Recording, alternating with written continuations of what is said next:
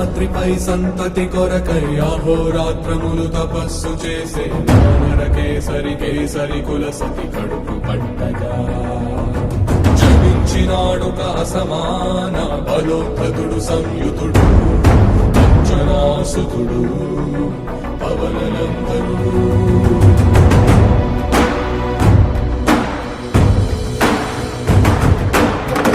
కిరణముల ఉదయాత్మి గని అది పండిన తీరని పంటను పడు సూర్య మండలము పండితి మాలని ఉవ్విళ్ళూరే అనుదేహం నాటున రవి మరుగై జగము చీకటై మారా.